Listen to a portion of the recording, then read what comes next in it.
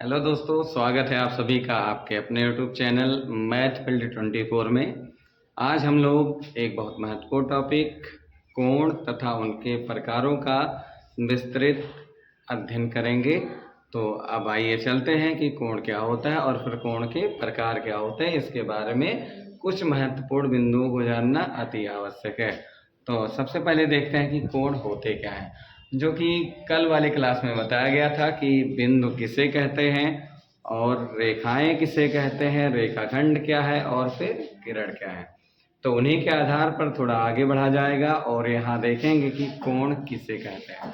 तो चलिए देखते हैं। अब आपका टॉपिक है कोण और फिर कोण की परिभाषा है, जब दो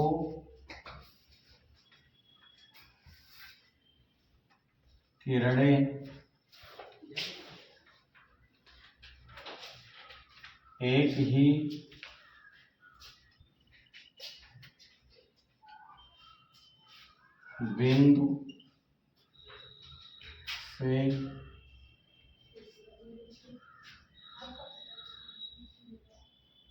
बिंदु से निकलती हैं तो उन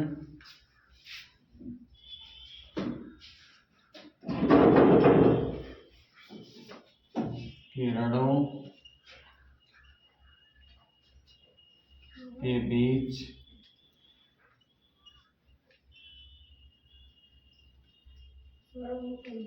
के झुकाव को कोण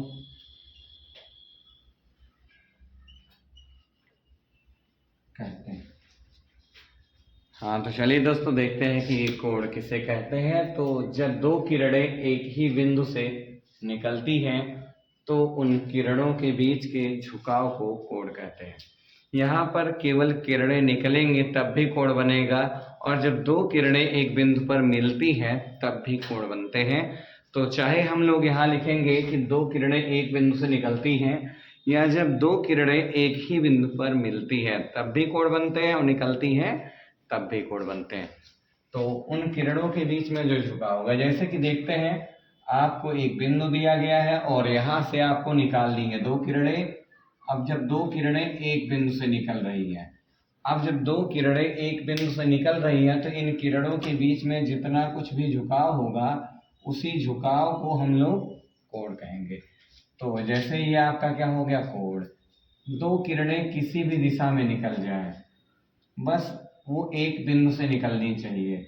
जब दो किरणें एक बिंदु से निकल रही है तो इन किरणों के बीच में जितना कुछ भी झुकाव होगा उस झुकाव को हम लोग कोण कहेंगे।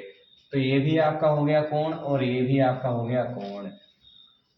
अगर इस तरीके से दिया गया, एक किरण सीधी क्षैतिज चली गई है और एक किरण सीधी ऊर्ध्वाधर चली गई है, बात यह बस किरणों को निकलनी चाहिए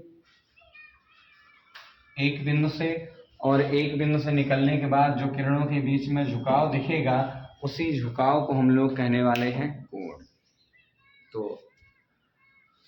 अब तो स्पष्ट हो गया होगा आप सबको, जब दो किरणें एक ही बिंदु से निकलती हैं या एक ही बिंदु पर मिलती हैं तो उन किरणों के बीच के झुकाव को कोण कहते हैं।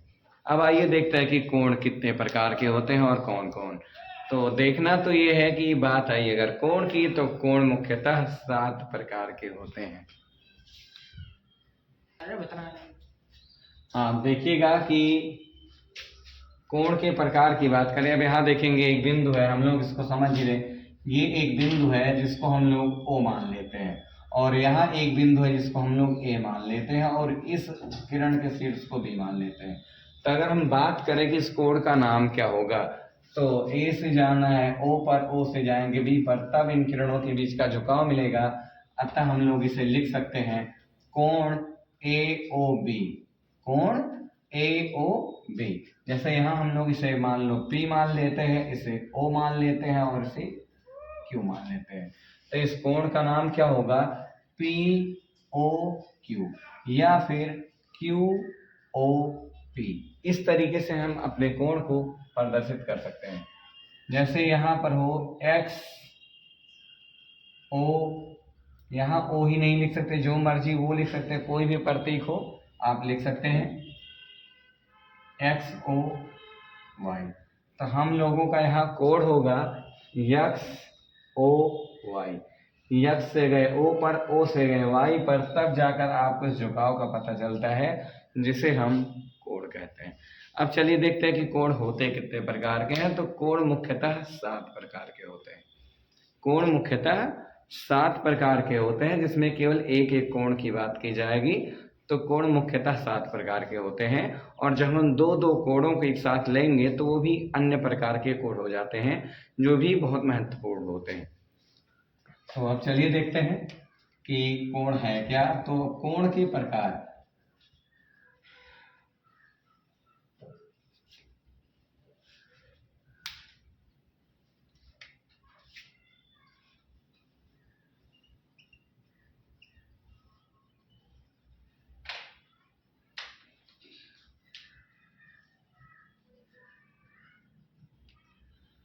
बात है कि कोण कितने प्रकार के होते हैं।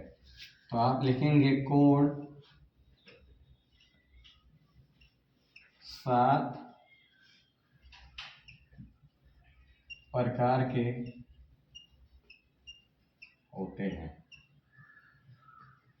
कोण कितने प्रकार के होते हैं, तो आप कहेंगे कोण 7 प्रकार के होते हैं। कहा जाए कौन कौन कोण, तो चलिए देखते हैं। आपका पहला कोण है, आपका पहला कोण यहाँ पर आता है शून्य कोण।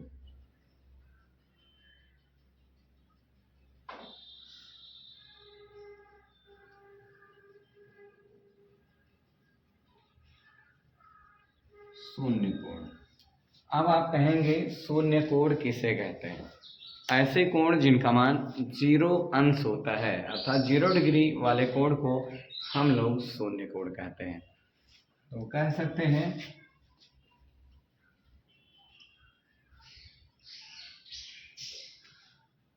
ऐसे कोण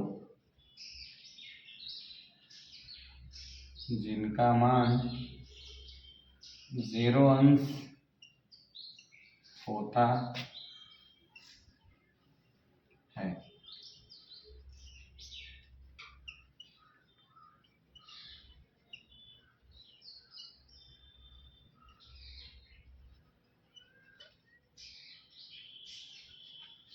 यानी अब आपको समझना है, ऐसे कोण जिनका मान 0 अंश का होता है, उन कोणों को हम लोग शून्य कोण कहते हैं। यानी शून्य कोण का मान केवल और केवल 0 अंश का ही होगा, ना तो 0 से अधिक होगा और ना ही 0 से कम होगा। तो यानी आपको बताया गया ऐसे कोण जिनका मान 0 अंश का होता है, उन कोणों को शून्य कोण कहते हैं, अर्थात शून्य कोण कहलाते हैं। अब अगर बात की जाए कि शून्य कोण बनते कहाँ हैं, तो अगर कोई भी दो समांतर रेखाएं हैं, अब आपको अगले वीडियो में पढ़ाया गया है कि समांतर रेखाएं क्या होती हैं। वह रेखाएं जो एक दूसरे को कभी प्रतिच्छेद नहीं करती हैं, उन रेखाओं को हम समांतर रेखाएं कहते हैं। तो अब यहाँ देखिएगा, अगर कोई दो रेखाएं हैं और बात की जाएगी यहाँ पर उनके बीच, अगर दो किरणें अनंत से चल के आ रही, चाहे रेखाएं कहें या फिर किरणें कहें, अगर दो परस्पर समांतर किरणें हैं तो एक दूसरे को कहीं नहीं काट रही हैं, अर्थात इन किरणों के बीच का झुकाव 0 अंश है। यहाँ पर ये दोनों किरणें बिल्कुल भी झुकी नहीं हुई हैं, अर्थात हम कहेंगे इन किरणों के बीच में जो कोण बना हुआ है वो 0 अंश का कोण बना हुआ है। क्यों? क्योंकि इन किरणों के बीच के झुकाव का कोण 0 अंश होगा, क्योंकि यहाँ झुकी ही नहीं है, और आपने परिभाषा में लिखा भी है किरणों के बीच के झुकाव को कोण कहते हैं। और जो दोनों किरणें बिल्कुल भी नहीं झुकी हैं तो उनका झुकाव 0 अंश का है। अतः हम कह सकते हैं कि जो समांतर किरणें हैं या समांतर रेखाएं हैं, उनके बीच में जो कोण बनेगा वो शून्य कोण होगा। तो अब चलिए दूसरे कोण की बात करते हैं। ये तो हो गया आपका शून्य कोण।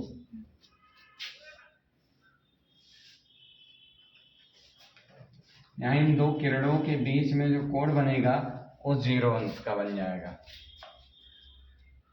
अब आपका दूसरा कोण आता है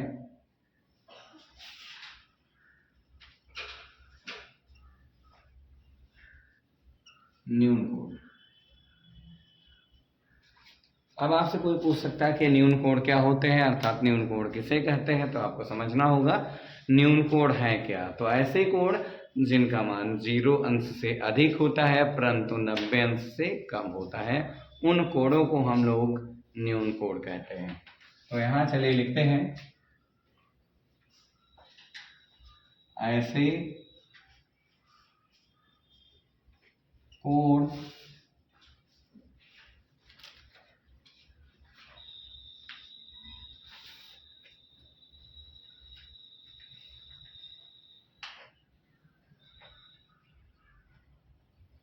जिनका मान 0 अंश से अधिक और 90 अंश से कम होता है। ऐसे कोण जिनका मान 0 अंश से अधिक और 90 अंश से कम होता है, न्यून कोण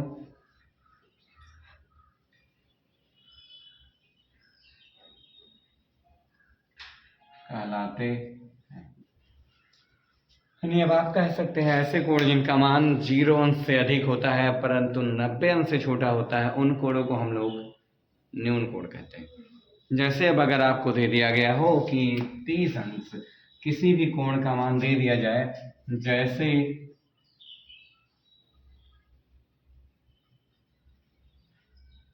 जैसे आपको दे दिया जाए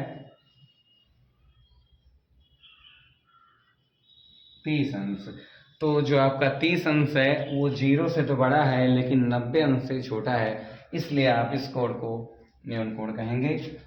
आपको दे दिया जाए 45 अंश, 45 अंश भी कैसा कोण होगा, तो ये न्यून कोण होगा क्योंकि इसका मान 0 से बड़ा है और 90 से छोटा है। ऐसे आपको दे दिया जाए 50 अंश, ऐसे दे दिया जाए 70 अंश, 75 अंश, 76 अंश और यहां तक कि आपको दे दिया जाए 89 अंश। मतलब इसमें अनेक कोण हैं आपके पास, तो आपको देखना है 30 अंश से यानी 0 अंश से बड़ा होना चाहिए और जो भी कोण है उसका मान 0 से तो बड़ा हो लेकिन 90 से छोटा हो, तो आप उसे न्यून कोण कहेंगे। अगर बात करें कि 1 अंश है, अगर किसी कोण का मान 1 अंश है तो उसे हम कौन सा कोण कहेंगे, तो हम लोग उसको भी न्यून कोण ही कहेंगे क्योंकि जो आपका 1 है वो 0 से बड़ा है लेकिन 90 से छोटा है। तो अब चलिएगा देखते हैं हम लोग कि न्यून कोण तो शायद समझ में आया होगा। ऐसे कोण जिनका मान 0 अंश से अधिक और 90 अंश से कम होता है, न्यून कोण कहलाते हैं। ओके है। अब आपका तीसरा कोण है समकोण।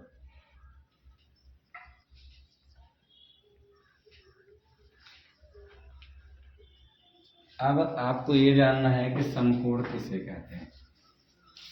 तो समकोण कहते किसे हैं, यानी ऐसे कोण जिनका मान केवल और केवल 90 अंश का होता है, उन कोणों को हम लोग समकोण कहते हैं।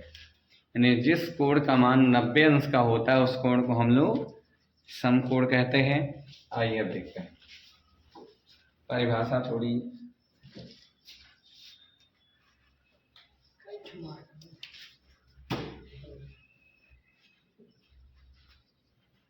ऐसे कोण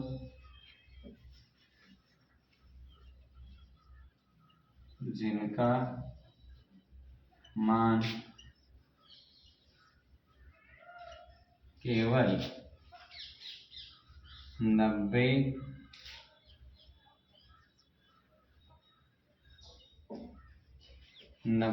अंश का होता है,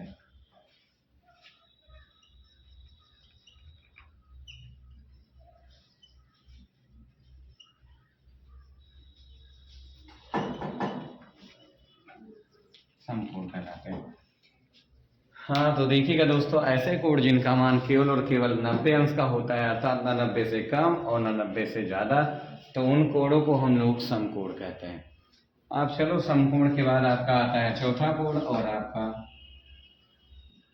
चौथा कोड होगा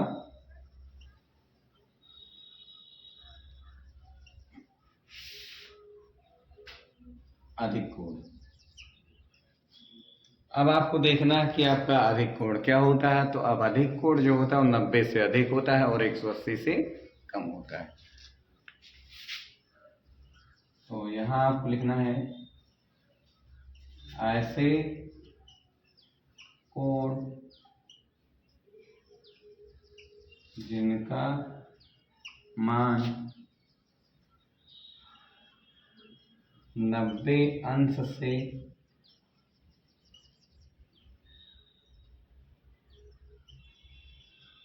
अधिक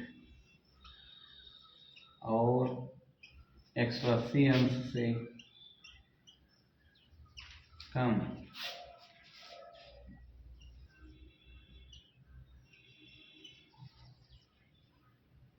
होता है,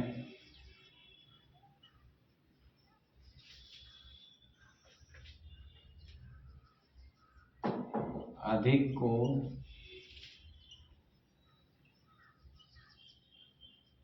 कहलाते हैं।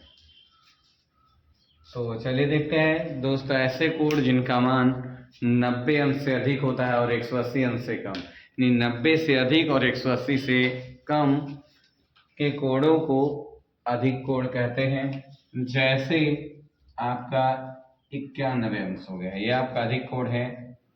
95 अंश हो गया, अधिक कोड है। 100 अंश हो गया, अधिक कोड है। 125 अंश हो गया, अधिक कोड है। 163 अंश हो गया, ये भी अधिक कोड है। इस प्रकार आदि, मतलब 90 से लेकर और 180 से पहले अर्थात 179 तक के कोडों को हम लोग अधिक कोड कहते हैं। अब चलिए देखते हैं, अधिक कोड के बाद आपका जो पांचवा कोड है वो क्या होता है।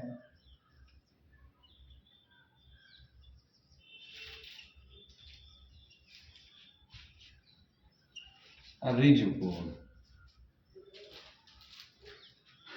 रिज कोड में देखिएगा, ऐसे कोण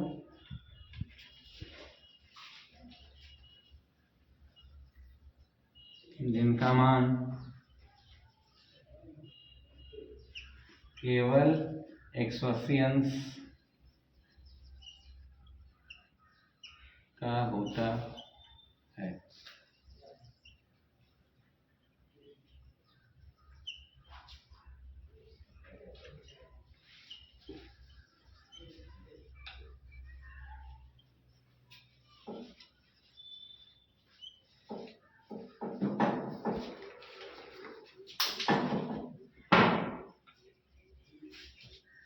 यानी देखिएगा, ऐसे कोड जिनका मान केवल और केवल 180 अंश का होता है, अर्थात ना 180 से कम और ना 180 से ज्यादा, केवल 180 अंश का होता है, रिज कोड कहलाते हैं। आपके पास हो गए शेष 5 कोड, अभी आपके पास 2 कोड शेष बच रहे हैं। चलिए दोस्तों, इतना आप नोट कर लीजिए क्योंकि अब जगह है नहीं। थोड़ा जल्द से जल्द से नोट कीजिए या फिर स्क्रीनशॉट ले लीजिए, बाद में आप नोट कर लेना। तो अब आगे अभी आपके पास जो शेष 2 कोड हैं उनको फिर हम ऊपर समझा रहे हैं।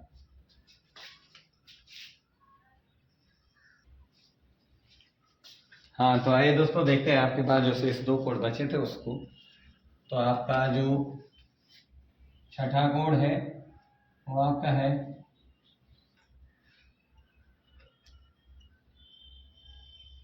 बृहत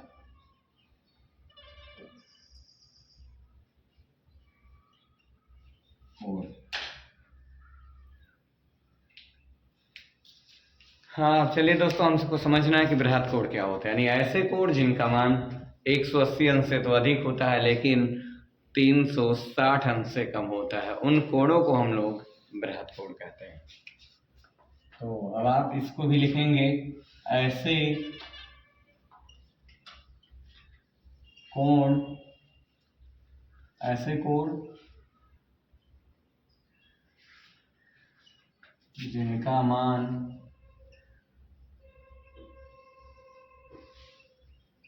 180 अंश से अधिक और 360 अंश से कम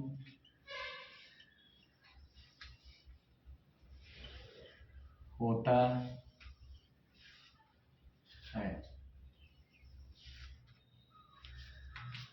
ऐसे कोण जिनका मान 180 अंश से अधिक और 360 अंश से कम होता है, उन कोणों को हम लोग बृहद कोण कहते हैं। कम होता है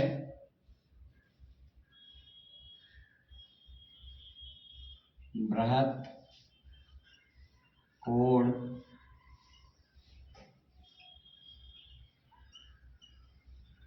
कहलाते हैं। यानी ऐसे कोण जिनका मान 180 अंश से अधिक परंतु 360 अंश से कम होता है बृहद कोण कहलाते हैं। जैसे कि श्रेणी में रखा जाएगा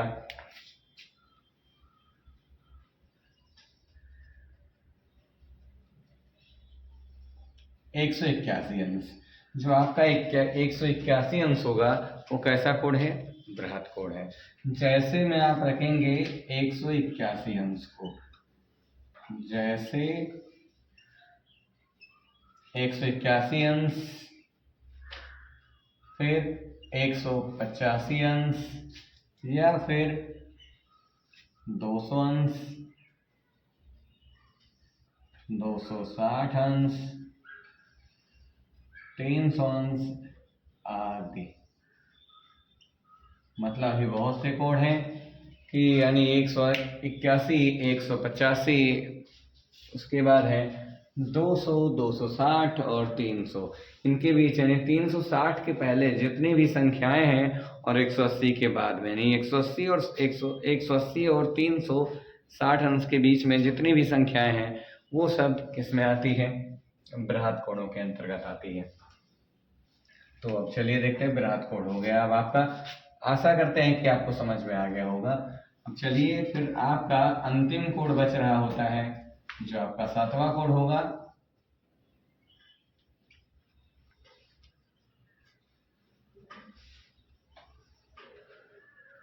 संपूर्ण कोण। संपूर्ण मतलब पूरा पूरा। अगर कोई भी किरण जिस मार्ग से चली थी घूमकर वहीं पर आ जाती है तब जो कोण बनते हैं उस कोण को हम लोग कहते हैं संपूर्ण कोण। और ये कोण हो जाता है 360 अंश का। ये कोण हो जाता है 360 अंश का। तो परिभाषा इसकी कैसे देते हैं? ऐसे कोण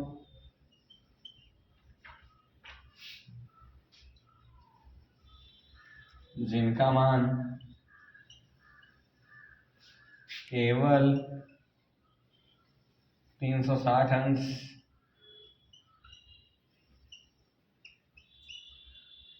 का होता है,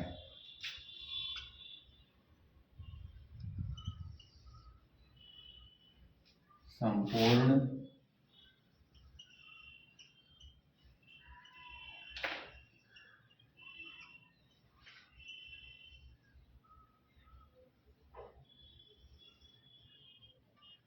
यानी कहा गया ऐसे कोण जिनका मान केवल और केवल 360 अंश का होता है संपूर्ण कोण कहलाते हैं। अर्थात ना तो 360 अंश से कम और ना 360 अंश से अधिक। तो इस प्रकार आपके साथ जो मुख्य कोण थे उन सभी को आप अच्छी तरीके से समझ चुके हैं। यदि ना समझ में आया होगा तो कमेंट में जरूर बताएं। और अब चलिए देखते हैं अन्य कोण।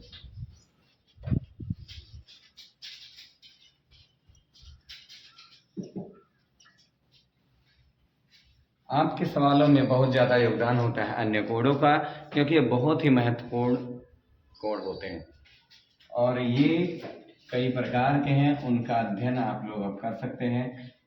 नंबर 1, पहला है संगत कोण।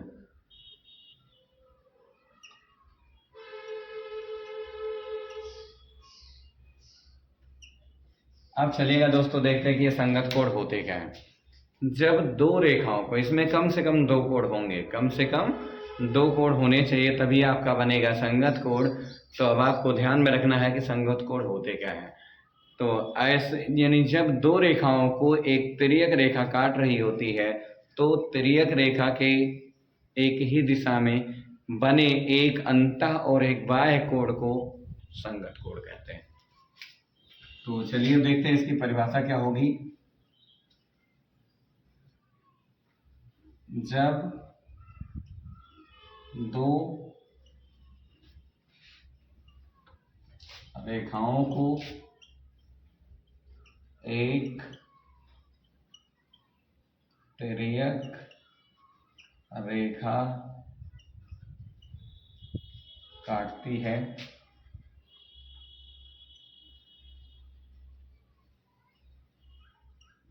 तो तिर्यक रेखा के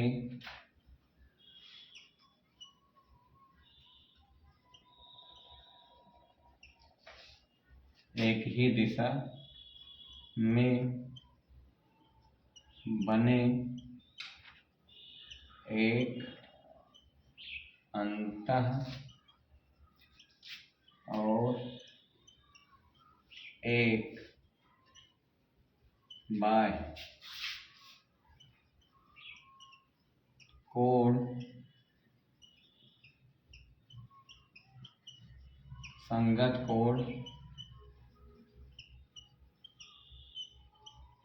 कहलाते हैं। यानी जब दो रेखाओं को तिर्यक रेखा काट रही हो, तो उन तिर्यक रेखा के एक ही दिशा में बने एक अंतः और एक बाह्य कोण संगत कोण कहलाते हैं। तो चलिए अब आइए देखते हैं कि दो रेखाओं को, कोई भी दो रेखाएं हो सकती हैं, इन्हें एक तिर्यक रेखा काट रही है। जब दो रेखाओं को एक तिर्यक रेखा काट रही है, तो आपको ये समझना है आपकी तिर्यक रेखा उसके एक ही दिशा में, मतलब चाहे दाईं ओर और चाहे बाईं ओर, किसी भी एक दिशा की बात कर रहा है। तो अगर हम दाईं ओर देखेंगे तो ये तो है हमारा बाह्य कोण, बाह्य मतलब बाहर बना हुआ कोण। तो यहाँ अगर एक रेखा पर बाहर बना हुआ है, तो दूसरी रेखा पर अंदर बना हुआ होगा, लेकिन उसी दिशा में। तो हम इस कोण को संगत कोण कहेंगे। यानी जब दो रेखाओं को एक तिर्यक रेखा काट रही हो, तो इस तिर्यक रेखा के एक ही दिशा में एक अंतः और एक बाह्य कोण संगत कोण कहलाते हैं। तो ये पहला हो गया, इसका संगत तो यहाँ पर है। हम लोग अब देखते हैं कि ये क्या होगा। तो इसका भी यहाँ से दो रेखा द्वारा दिखा दिए हैं। तो ये अगर अंदर है तो यहाँ पर एक कोण होगा बाहर। ये भी आपका एक अंतः कोण है तो एक बाह्य कोण है, अर्थात ये भी आपका होगा संगत कोण। अब चलिए देखते हैं, इसी आधार पर इसी क्रम में हम लोग पढ़ेंगे। अगर ये कोण आपका बाह्य है तो यहाँ पर ये कोण आपका होगा अंदर, यानी एक बाह्य कोण और एक अंतः कोण को हम लोग क्या कहेंगे, संगत कोण।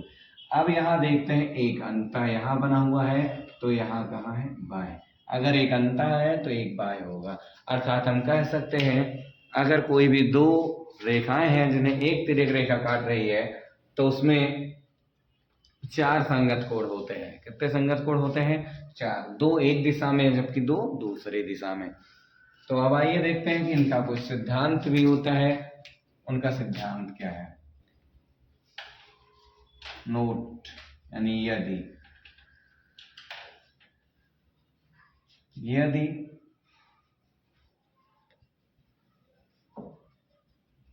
रेखाएं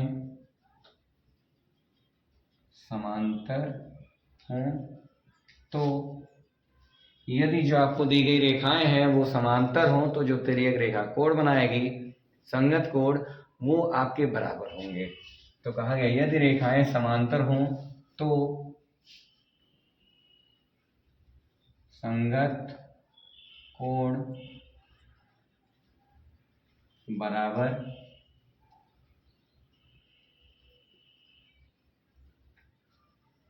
होते हैं। यानी यदि रेखाएं समांतर हों तो ध्यान रखिएगा कि जो आपके संगत कोण होते हैं वो संगत कोण बराबर होते हैं। जैसा कि आपको यहाँ देखना है, अगर दो रेखाएं हैं, ये दोनों रेखाएं समांतर है, यहाँ पे समांतर नहीं थी दोनों रेखाएं, लेकिन यहाँ पर यदि समांतर है और इन्हें एक तिर्यक रेखा काट रही है। यदि दो रेखाएं हैं और दोनों समांतर हैं, उन्हें एक तिर्यक रेखा काट रही है, तो इनके एक ही दिशा में जो भी संगत कोण होंगे वो बराबर होंगे। यदि मान के चलिए कि यहाँ पर कोण है 125 अंश, तो शायद यहाँ भी कोण कितने अंश का होगा, 125 अंश का होगा। यानी इस प्रकार से जो आपके संगत कोण होते हैं वो बराबर होते हैं। अगर ऊपर 125 अंश का बन रहा है तो उसका जो संगत कोण होगा, अर्थात यहाँ पे जो कोण बनेगा वो भी कितने अंश का होगा, 125 अंश का होगा। इस प्रकार से जितना कोण यहाँ बनेगा उतना ही कोण यहाँ बनेगा, यानी ये भी कोण बराबर होगा इस कोण के और ये कोण बराबर होगा इस कोण के, जबकि जो तीसरा कोण है ये भी आपका हो जाएगा बराबर। ये कोण आपके क्या होते हैं, बराबर, लेकिन कब, जब रेखाएं समांतर होंगी तभी ये संगत कोण बराबर होंगे। तो देखिएगा इसी क्रम में हम लोग देखते हैं अपना दूसरा अन्य कोण, जिसे क्या कहा गया, एकांतर कोण। तो परिभाषा सेम संगत कोण के जैसी है। जब दो रेखाओं को एक तिर्यक रेखा काटती है तो तिर्यक रेखा की विपरीत दिशा में बने हुए अंतःकोण को एकांतर कोण कहते हैं। जब दो रेखाओं को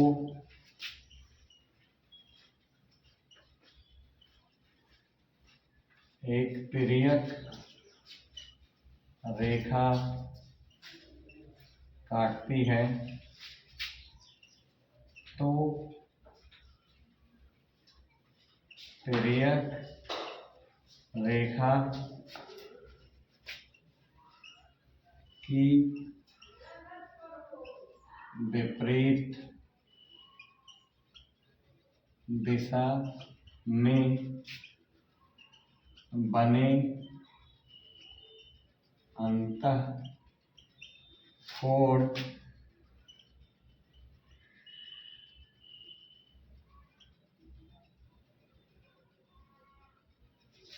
एकांतर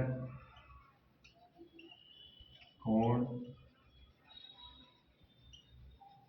कहलाते हैं। यहाँ चलिए देखिएगा दोस्तों, यहाँ आपको क्या समझना है। जब दो रेखाओं को एक तिर्यक रेखा काटती है तो तिर्यक रेखा की विपरीत दिशा में बने हुए अंतःकोणों को हम लोग एकांतर कोण कहते हैं। जैसे कि आपको एक यहाँ नोट भी है, जैसे आपको एक नोट दिया गया था, संगत कोण में यदि रेखाएं समांतर हैं तो संगत कोण बराबर होते हैं। ठीक उसी प्रकार से आपको यहाँ पर भी एक नोट मिलेगा, यदि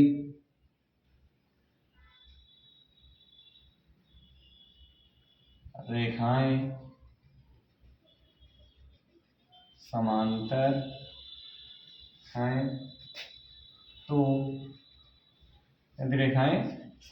हैं तो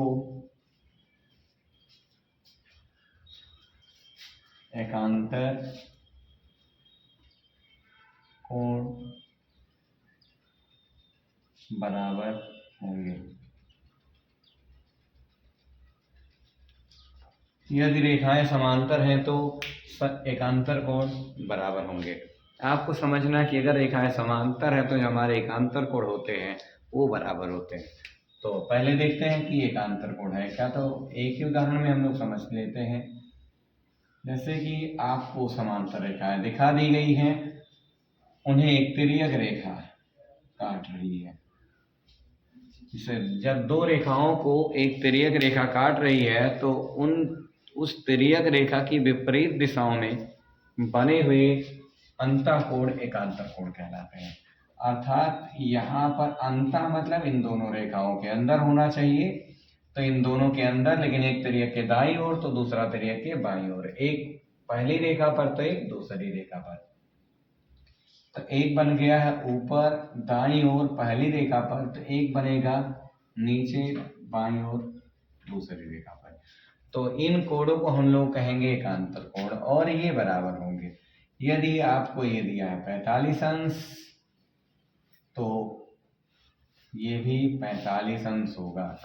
यानी एकांतर कोण सदैव ही बराबर होते हैं। एकांतर कोण सदैव क्या होते हैं? बराबर। लेकिन कब? जब रेखाएं समांतर होंगी तभी सदैव बराबर होंगी।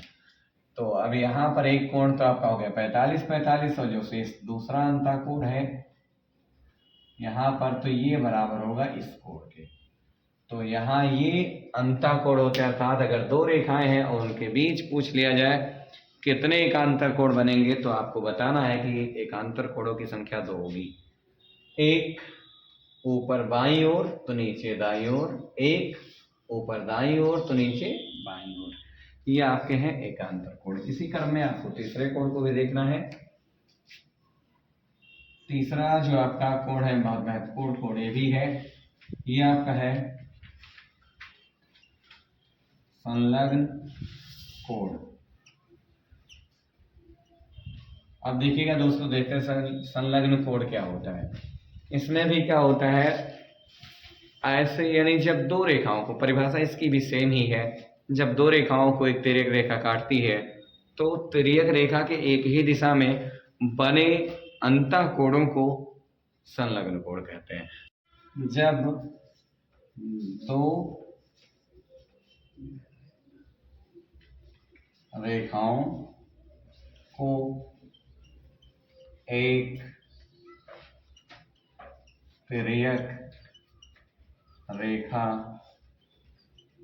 काटती है, तो जब दो रेखाओं को एक तिर्यक रेखा काटती है तो तिर्यक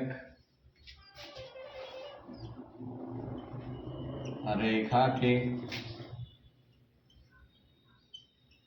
एक ही दिशा में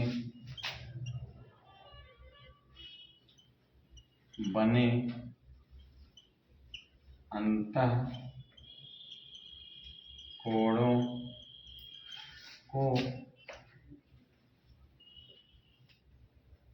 संलग्न कोण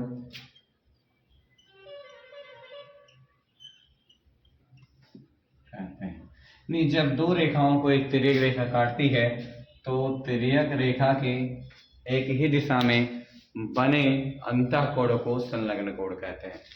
तो चलिए देखते हैं, इनका भी एक नोट होता है। यदि रेखाएं समांतर हैं तो इनका योग 180 अंश का होता है। इनका भी एक विशेष नोट है, यदि रेखाएं समांतर हैं तो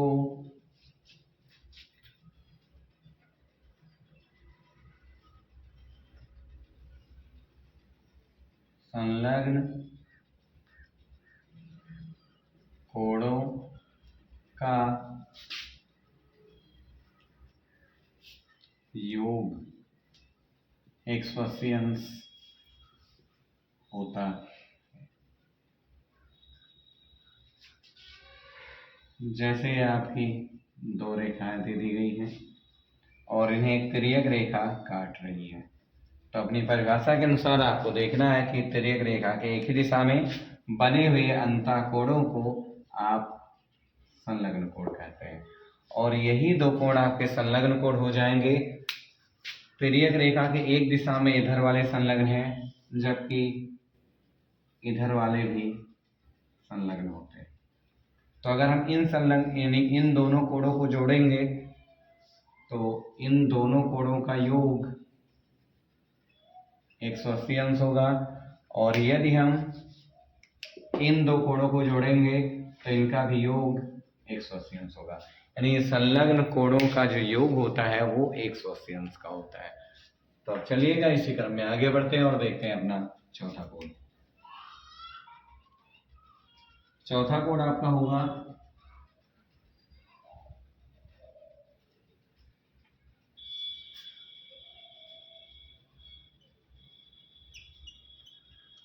आसन्न कोण। जो आपका चौथा कोण है वो आपका है आसन्न कोण। अब आसन्न कोण क्या होता है इसको थोड़ा समझने की कोशिश कीजिए। ऐसे कोण जिनकी कोई एक भुजा उभयनिष्ठ होती है, ऐसे कोण जिनकी कोई एक भुजा उभयनिष्ठ होती है, उन कोणों को हम लोग आसन्न कोण कहते हैं। तो लिखेंगे ऐसे कोण जिनकी कोई एक भुजा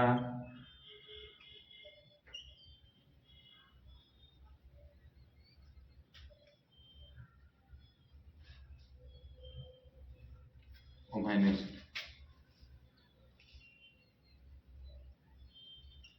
होती उभयनिष्ठ होती है।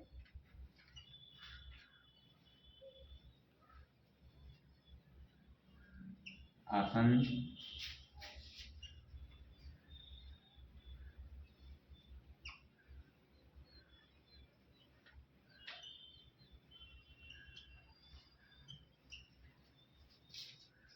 ऐसे कोण जिनकी कोई एक भुजा उभयनिष्ठ होती है आसन्न कोण कहलाते हैं। यानी ऐसे कोण जिनकी कोई एक भुजा उभयनिष्ठ होती है आसन्न कोण कहलाते हैं। अब जैसे देखते हैं यहाँ पर इनका भी एक विशेष नोट है, इनका भी अपना एक विशेष नोट होता है। यदि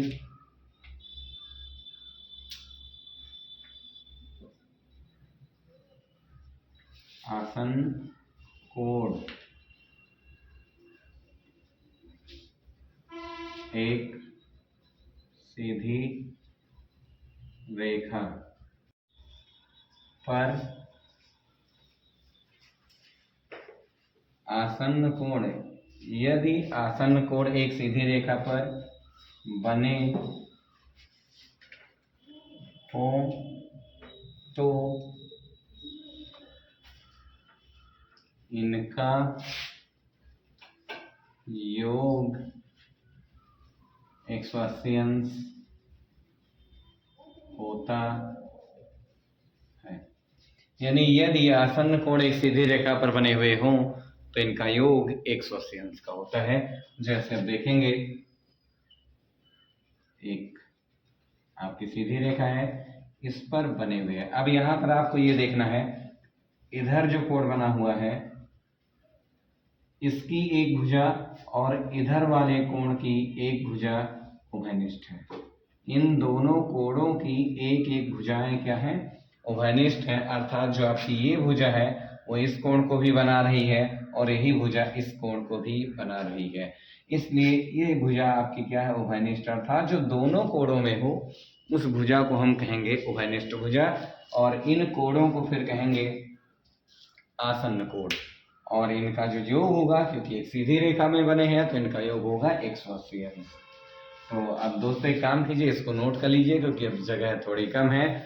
अब जो आपके अन्य 2-3 कोर्सेज बच रहे हैं उनको फिर आप जल्दी से नोट कीजिए, फिर आपको ऊपर से बता रहे हैं क्योंकि इन्हें मिटाना पड़ेगा। तो जल्दी से जल्दी नोट कीजिए या फिर स्क्रीनशॉट ले लीजिए, वीडियो को रोक लीजिए, उसके बाद नोट कर लीजिए। चलिए ठीक है, फिर आगे बढ़ते हैं।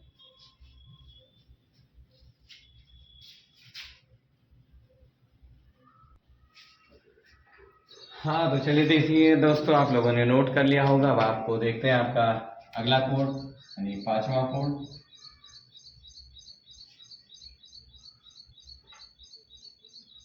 और जो आपका 5वां कोण है, क्योंकि आपके पहले कोण थे संगत कोण, दूसरा कोण है आपका एकांतर कोण, तीसरा कोण आपका है संलग्न कोण, चौथा कोण आपका है आसन्न कोण, और जो आपका 5वां कोण होता है उसे हम लोग कहते हैं शीर्षाभिमुख कोण।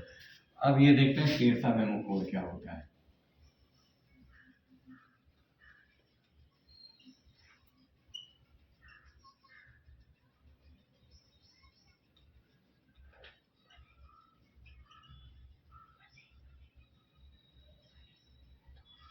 चलिए देखते हैं कि शीर्षाभिमुख कोण क्या होता है।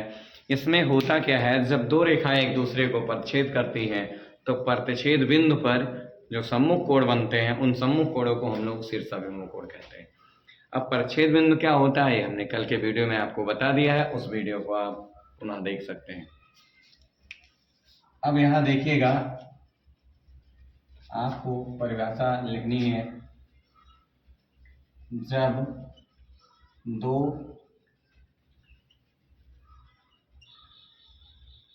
रेखाएं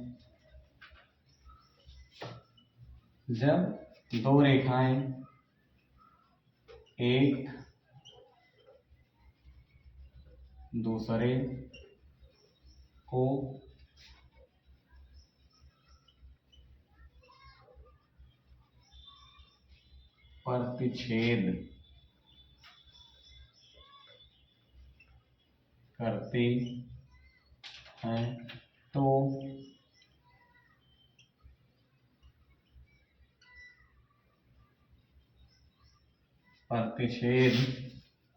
प्रतिच्छेद करती हैं तो प्रतिच्छेद बिंदु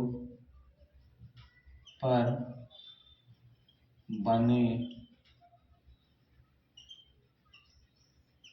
सम्मुख कोण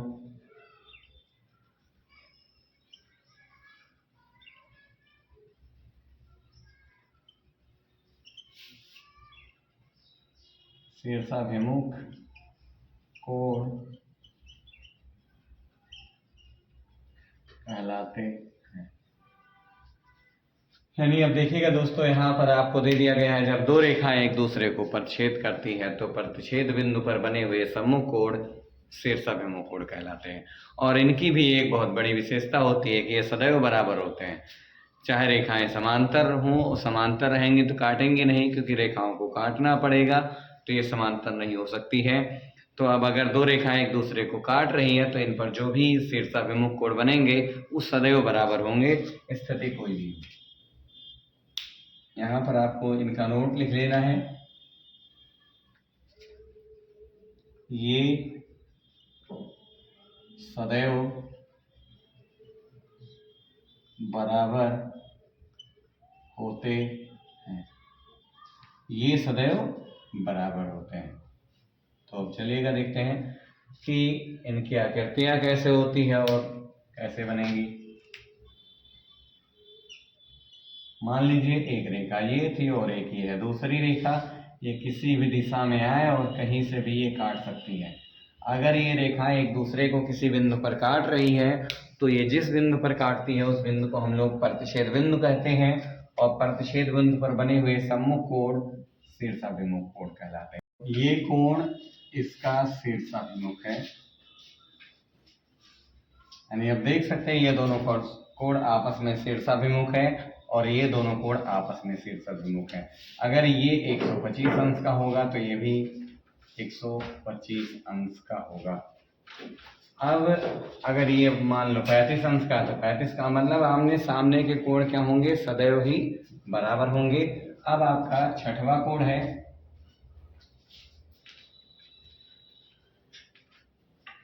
जो आपका छठा कोण है वो आपका है बहिष्कोण।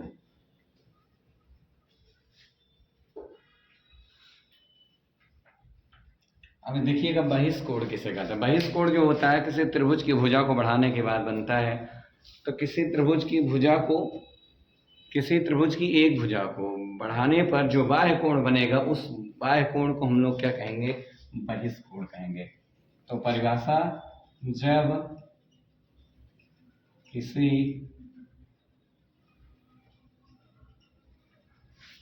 त्रिभुज की एक भुजा बढ़ाई जाती है तो उस भुजा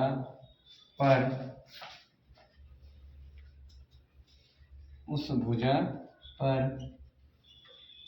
बना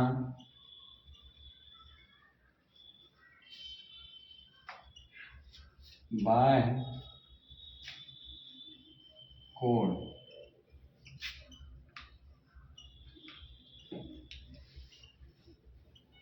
बहिष्कोण कहलाता है। यहाँ देखिएगा दोस्तों, आपको समझना है कि बहिष्कोण क्या होता है। जब किसी त्रिभुज की एक भुजा बढ़ाई जाती है तो उस भुजा पर बना हुआ बाह्य कोण बहिष्कोण कहलाता है। देखिएगा, जैसे आपको एक त्रिभुज लेना है और मान के चलते हैं ये आपका एक त्रिभुज है, जैसे ए है और बी है और ये सी है। यहाँ से ए बी सी, इसकी एक भुजा है बी सी, उसको बढ़ा दिया गया है डी तक।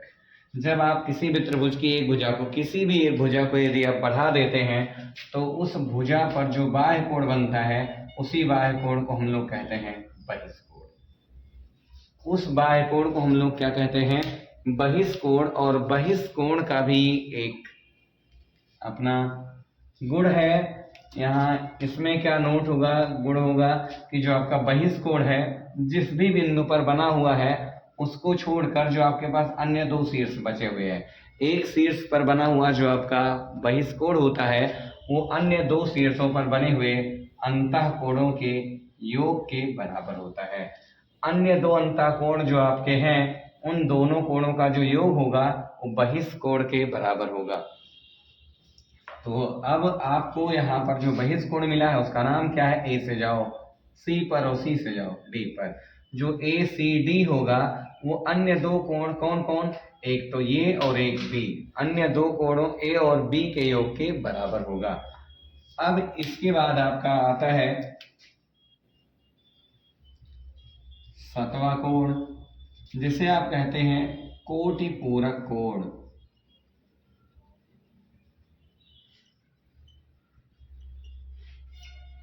कोटि पूरक कोण किसे कहते हैं? इसमें केवल दो ही कोण लिए जाते हैं इन सब में, यानी ऐसे दो कोण जिनका योग केवल और केवल 90 अंश का होता है तो हम इन दोनों कोणों को कोटि पूरक कोण कहते हैं। यानी ऐसे दो कोण जिनका योग 180 अंश का होता है, ऐसे दो कोण जिनका योग 90 अंश, ऐसे दो कोण जिनका योग 90 अंश का होता है कोटि पूरक कोण कहलाते हैं।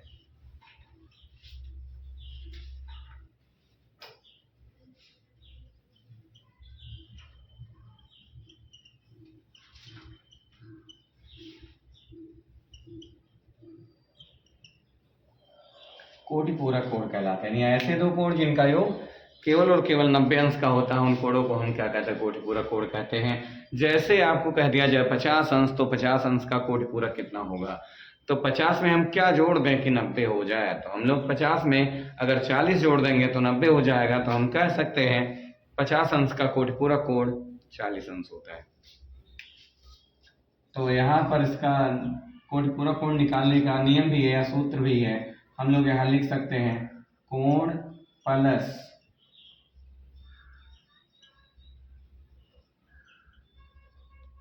कोटि पूरक कोण बराबर होता है 90 अंश।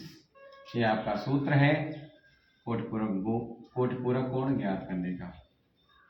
इस सूत्र की सहायता से हम लोग कोटि पूरक कोण ज्ञात कर सकते हैं।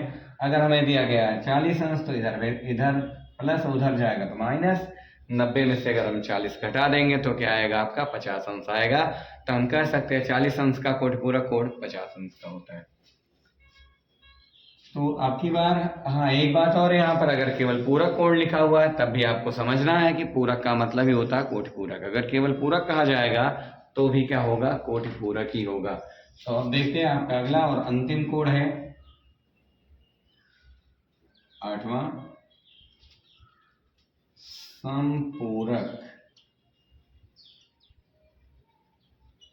समपूरक कोण। इसमें देखेंगे ऐसे दो कोण जिनका योग 180 अंश होता है उन दो कोणों को हम लोग समपूरक कोण कहते हैं। ऐसे दो कोण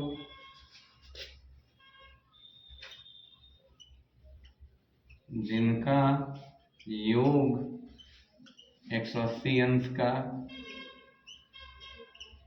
होता है, ऐसे दो कोण जिनका योग 180 अंश का होता है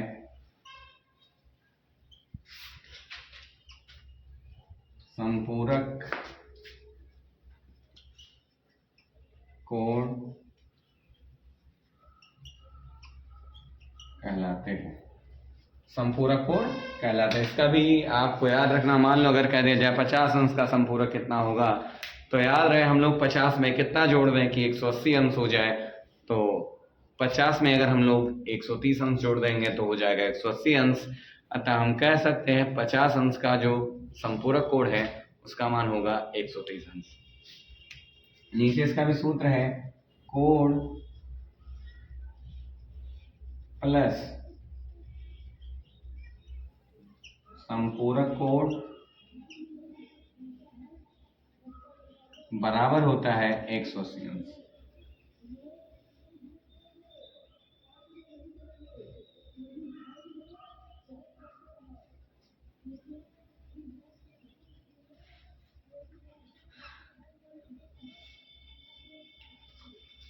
यानी कोण प्लस संपूरक कोण का जो योग होगा वो कितने अंश का होगा, 180 अंश का।